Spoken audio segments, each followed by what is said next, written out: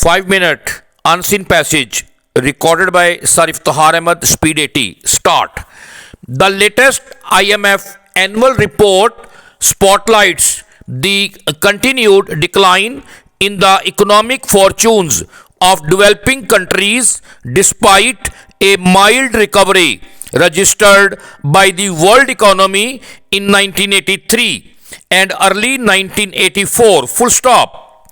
The report describes the performance of the international economy last year as significantly better than in the preceding several years. Full stop.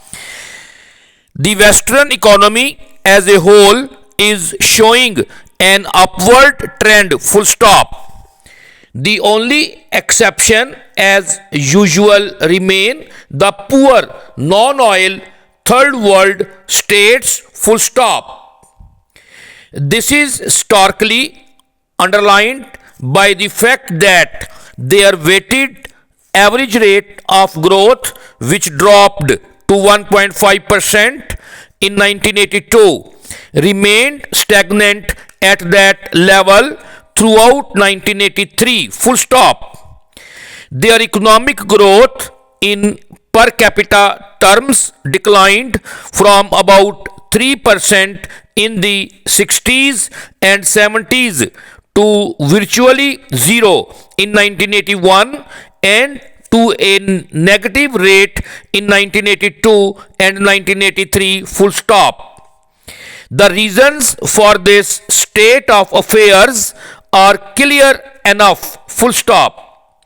As the IMF report points out, among the factors contributing to the increasing slowdown in the rate of economic growth in the developing world are the progressive reduction in the volume of their exports to the industrialized world and the rising debt burden because of high interest rates. Full stop.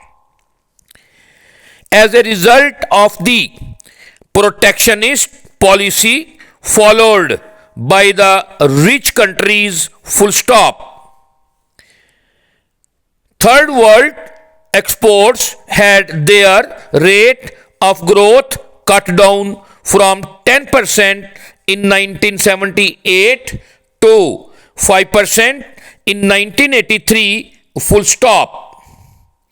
Manufactured goods on which depend third world hopes of export-led growth were the worst hit. Full stop. Interest rates have also been rising with corresponding addition to the debt burden. Full stop. How had the situation has become can be gauged from the fact that during 1983 a record number of 17 countries asked for rescheduling of their debts. Full stop. The IMF report has expressed the hope to that an improving Western economy will ultimately bail out the third world countries facing the twin challenges of protectionism and rising interest rates and debt burden. Full stop. But an improvement in the economic situation of the West